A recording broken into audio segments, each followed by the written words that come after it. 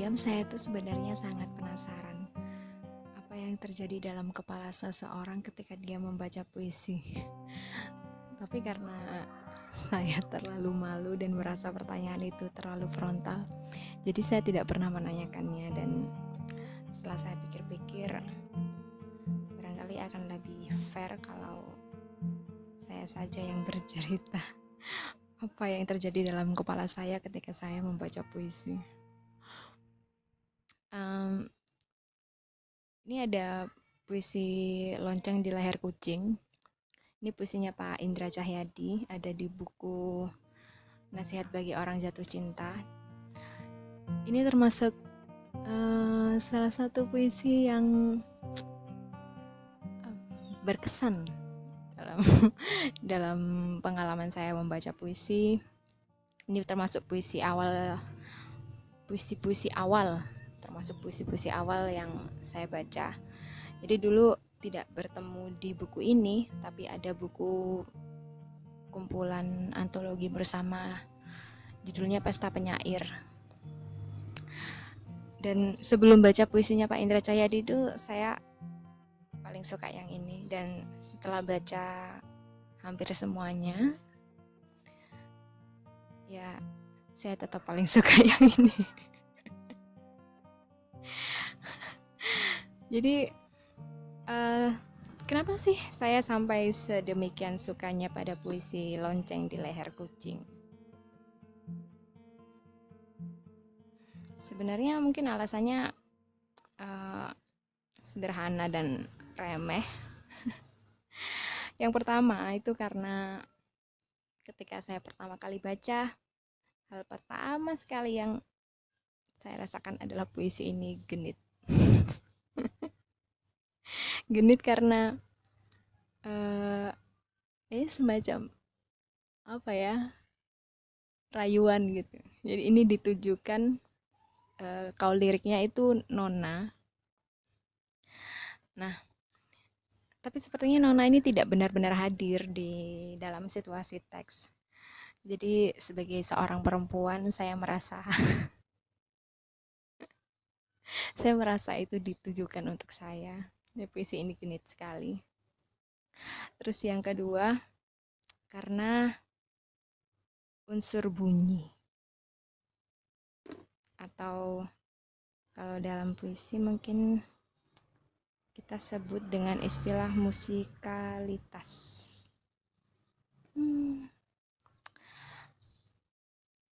Jadi ini tuh berhubungan dengan bagaimana puisi ini itu membentuk atau membangun simbol utamanya, yaitu lonceng. Jadi seperti dalam judulnya, lonceng ini tuh dikalungkan di leher seekor kucing gitu. Jadi mungkin kayak gini ya bentuknya.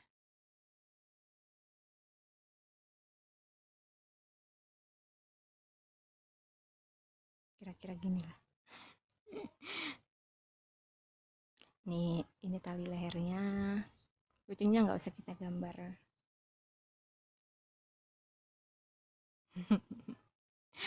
Nah, oke. Bunyi lonceng itu kan khas ya, gemerincing, kincing cing cing cing gitu. Nah, diksi-diksi yang muncul di puisi ini tuh mengarah ke bunyi itu tadi. Nah, pertama nih, kata kucing.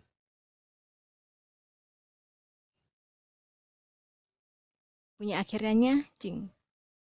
Terus kalau kita baca di bait pertama itu, kaukah yang menggantung lonceng di leher kucing itu, Nona, dan menggemerincingkannya di malam-malam hening.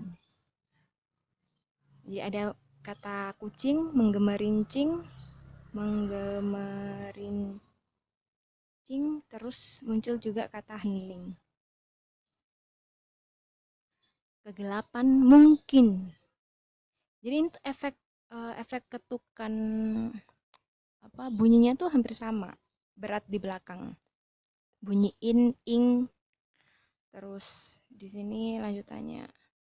Kegelapan mungkin tak terukur, Nona, tapi tajamnya rindu senantiasa berhasil menujah sampai ke dasar lubuk kalbu.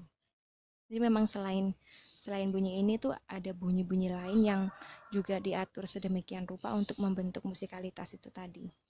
Terus di bait kedua juga kita akan menemukan kata-kata lain yang juga berhubungan secara musikalitas dengan bunyi gemerincing itu tadi.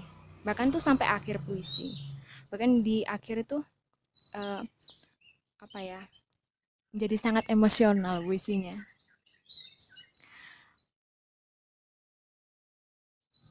Saya baca mulai inilah. Antara sekutip luka dan sebilah cundri yang teracung mancung persis ke pusat muram riwayatku nan murung. Seperti suara gemerincing lonceng yang kian menggemerincing dan makin bergemerincing itu. Ah, kenapa juga harus kau gantungkan lonceng di leher kucing itu, Nona? Ini kata gemerincing itu diulang sampai 3 kali. Gemerincing, menggemerincing, bergemerincing. Bentukan kata itu sangat serakah ya untuk menunjukkan penguasaannya terhadap kamus dan afiksasi.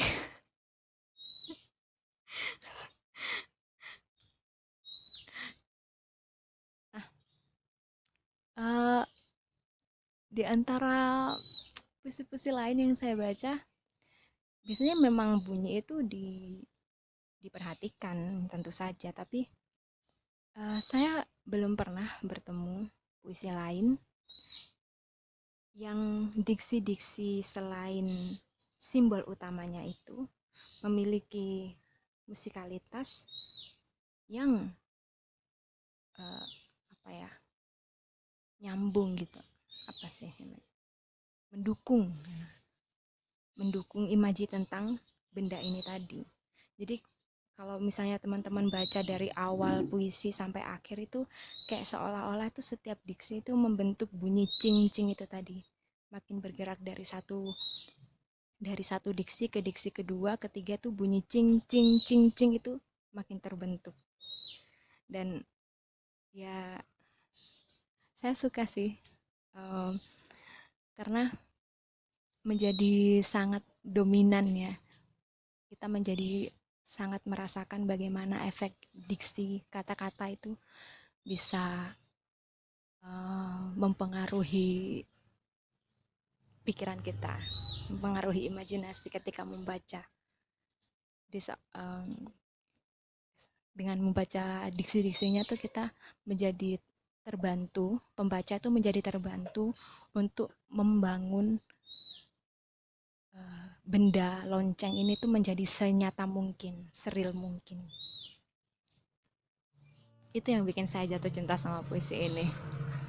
Dan ya di luar urusan kegenitan ya tentu saja ada hal lain lah yang berhubungan dengan apa sih yang sebenarnya ingin dibicarakan dalam puisi ini ya, tapi barangkali itu tidak akan saya bicarakan sekarang.